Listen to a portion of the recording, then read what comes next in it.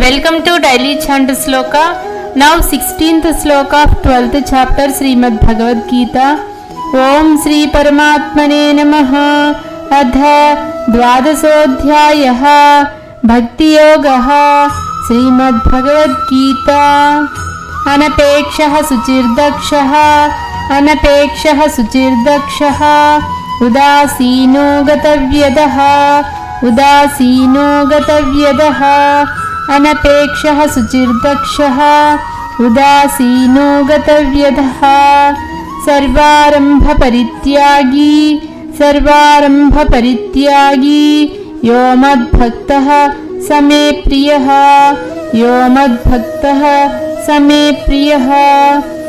Sarvarambha Parityagi Yo Madbhaktah Same Priyah Sarvarambha Parityagi Yo Madbhaktah Same Priyah Anapekshah Suchirdakshah Udasino Gatavyadah Sarvarambha Parityagi Yo Madbhaktah Same Priyah Anapekshah Suchirdakshah Udasino Gatavyadah Sarvarambha Parityagi Yo Madbhaktah Same Priyah.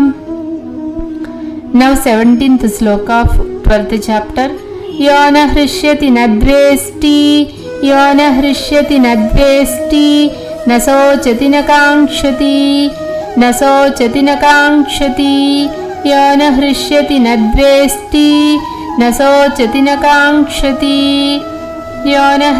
Nadvesti Nasochati Nakangshati Subha Parityagi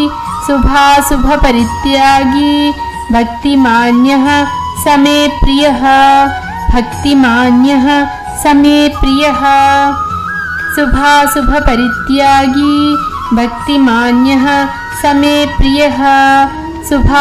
Parityagi Bhaktimanyah Same Priyah Yona Hrishyati Nadvesti Nasochati Nakangshati Subha Parityagi Bhaktimanyah Same Priyah. Now 18th sloka of 12th chapter. Samaha Satrau cha mitre cha Tadha manavamanayoho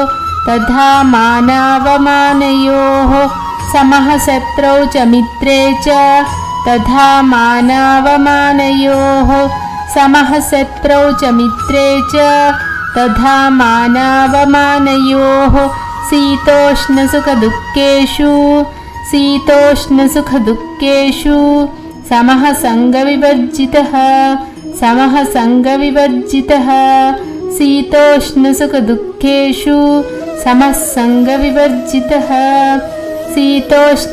Dukkeshu Samaha Sangha Vivarjitah Samaha Satrau cha mitre cha Tadha manavamanayoho Sitoshna Sukha Dukkeshu Samaha Sangha Vivarjitah. 19th sloka of 12th chapter. Tulya Ninda Stutirmauni Santushto Yena Kenachit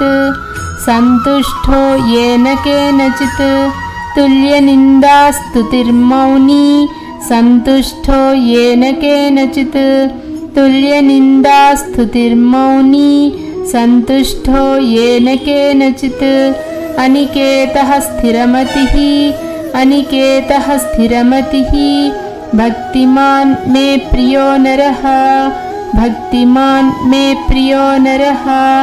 Aniketah Sthiramatih Bhaktiman me priyo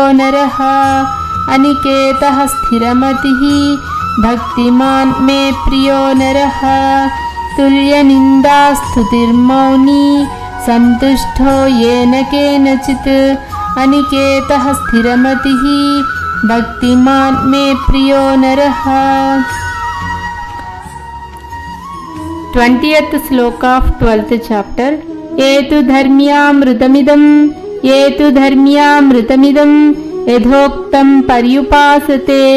यथोक्तं पर्युपासते ये तु धर्म्यामृतमिदं यथोक्तं पर्युपासते ये तु धर्म्यामृतमिदं यथोक्तं पर्युपासते श्रद्धदाना मत्परमा श्रद्धधाना मत्परमा श्रद्धधाना मत्परमा भक्ताः ते अतीव मे प्रियाः भक्ताः ते अतीव मे प्रियाः श्रद्धधाना मत्परमा भक्ताः ते अतीव मे प्रियाः श्रद्धधाना मत्परमा भक्ताः ते अतीव मे प्रियाः ये तु धर्म्यामृतमिदं यथोक्तं पर्युपासते श्रद्धधाना मत्परमा भक्ताः ते अतीव मे प्रियाः।